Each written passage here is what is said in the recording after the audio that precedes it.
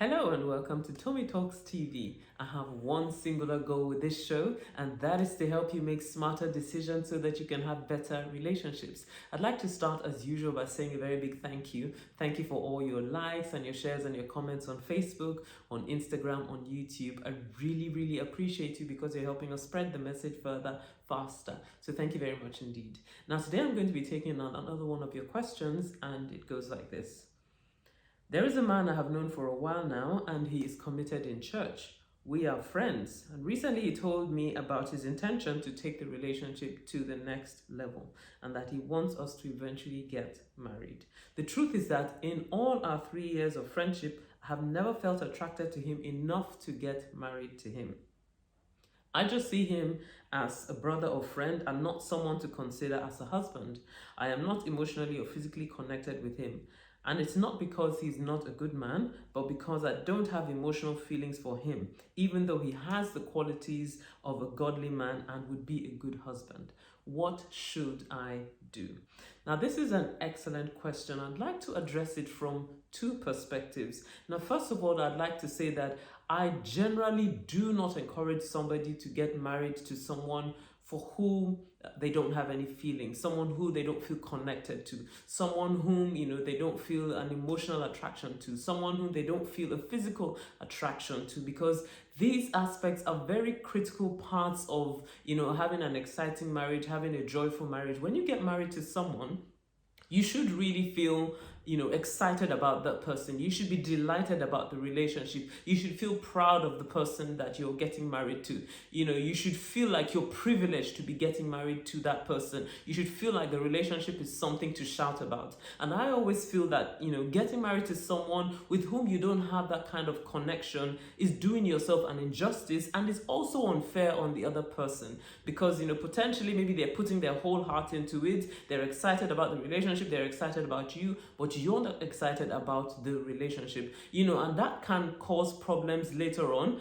especially when it comes to the whole area of physical attraction, because anybody you're going to get married to has to be somebody that you would be delighted to wake up next to every day for the rest of your life. They've got to be someone with whom you'd like to build a sexual relationship, because that is such an integral part of your relationship as a married couple. So I honestly say to people that you've got to really be careful when you're going into a relationship, and make sure that there is that attraction, that thing that draws you to that person. And obviously, you don't build an entire relationship on sexual attraction or emotional attraction. There are so many other things that make a marriage work, commitment being one of the big things there. So it takes a lot more than emotions and physical attraction to make a marriage work. But those are aspects of a marriage that you should never underestimate. So I generally would say that, as a rule of thumb, there should be some excitement. You should be delighted and looking forward to going to the altar with that person. So that's something that you really need to think about. On the flip side, though, there is something that I want to mention. That's specifically because of some of the language that you used, in the message describing this person. So you said essentially that he's a good man. He's someone that would make a good husband. So it sounds as if he's somebody that you value, someone that you respect, and somebody that you potentially admire. So what I'm essentially saying to you is this: you've got to be careful to make sure that you're not seeking excitement at the expense of commitment.